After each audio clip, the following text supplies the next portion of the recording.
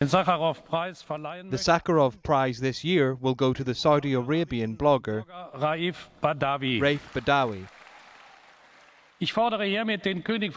I call on the King of Saudi Arabia to immediately grant mercy on Mr. Badawi and to free him so that he can accept the prize.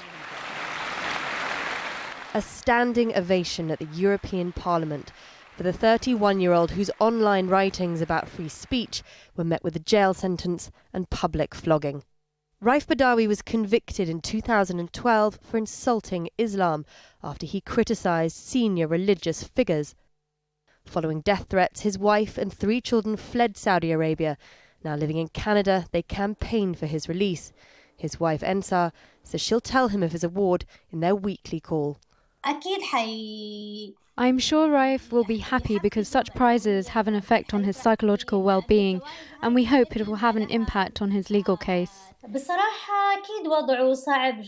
Raif is in a very bad psychological and physical situation. He has been jailed for 3 years away from his kids and his family.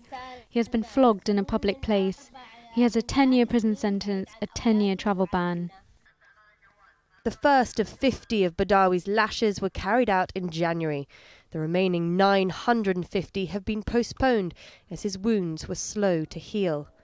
His wife says the lashings could resume immediately, but he suffers from hypertension and may not survive. Stop the flogging!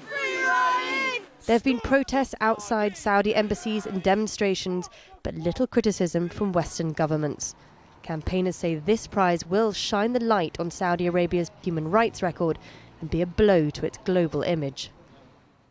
There are people within the Saudi regime who recognise this is a very bad move, what they're doing to Raif, Walid and other political prisoners.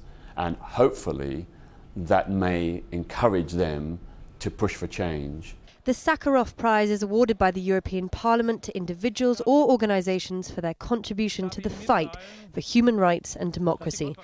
But despite pleas from the Parliament's president and many others, it's unlikely Raif Badawi will be free to receive it in person in December. Charlie Angela, Al Jazeera.